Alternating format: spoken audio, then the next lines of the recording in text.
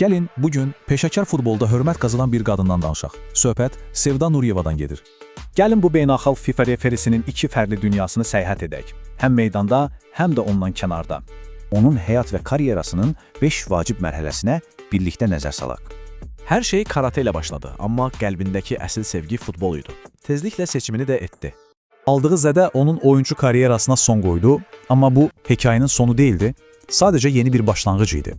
Amma bu təklifə əvvəlcə tərəddüdlə yanaşdı. Səbəbi isə çox maraqlı idi. Oyuncu vaxtı hakimlərlə çox mübahisə edirdi. Hakimlik isə onun oyuna baxışını, qaydaları dərk etməsini, hər şeyi 180 dərəcə dəyişdi. Beləliklə, 2018-ci ildə o hakim köməkçisi kimi professional karyerasına ilk addımını atdı. İndi isə o ən yüksək zirvədədir. FIFA-nın beynəlxalq dərəcəli hakimi statusunu daşıyır.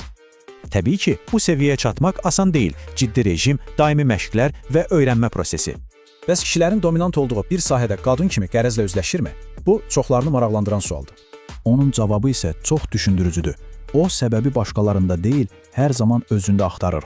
Onun təcrübəsinə görə oyunçular ona hörmətlə yanaşır. Hətta meydanda qadın hakim olanda daha diqqətli davranırlar. Meydanda isə onun üçün hər şeydən öncə iş gəlir. Bu, onun qırmızı xəttidir. Yaxşı, bəs final fitindən sonra? Gəlin, indi də hakimin arxasındakı insanı tanıyaq. Meydandan kənarda isə onun dünyası tamamilə fərqlidir. Yemək bişirmək, kitab oxumaq, dincəlmək. Alış-verişi də çox sevir. Xüsusilə ətir və idman ayaqqabıları onun üçün vazkeçilməzdir. Bax, bu da onun iki fərqli obrazı. Meydandakı uniforma, gündəlik həyatda isə zərif paltarlar və hündür dabanlar. O qadın futbolunun inkişafından çox məmnundur. Həm dünyada, həm də Azərbaycanda yaranan yeni imkanları sevinclə qarşılayır.